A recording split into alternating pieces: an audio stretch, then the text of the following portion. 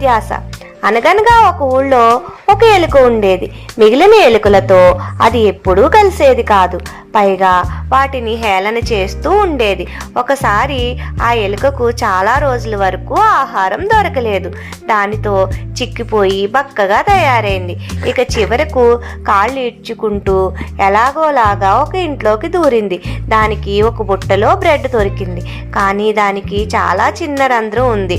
ఎలుక బక్కగా ఉంది కాబట్టి సులువుగా అందులో నుండి దూరిపోయింది. ఇక దొరికిందే తడవుగా బ్రెడ్ తినటం ప్రారంభించింది. తిని దాని పొట్ట బాగా లావుగా అయిపోయింది. దానితో అది రంధ్రంలో నుండి బయటకు రాలేకపోయింది. చేసేదేమీ లేక ఉదయం వరకు అందులోనే ఉండిపోయింది. ఉదయానికి తిన్నది అరిగిపోతుంది కదా, అప్పుడు పోదాం అని పడుకుంది. ఉదయం లేవగానే మళ్ళీ అత్యాశతో కొంచెం తినిపోదాం ఏముంది అని మళ్ళీ బ్రెడ్ తినటం ప్రారంభించింది. ఈలోగా ఆ ఇంటి యజమాని బుట్టను ఓపెన్ చేసేసరికి ఎలుక కనిపించింది. వెంటనే మూత పెట్టి ఆ బుట్టను పిల్లి ముందు ఓపెన్ చేసింది. పారిపోవాలని చూసిన ఎలుకను పిల్లి పట్టేసుకుంది.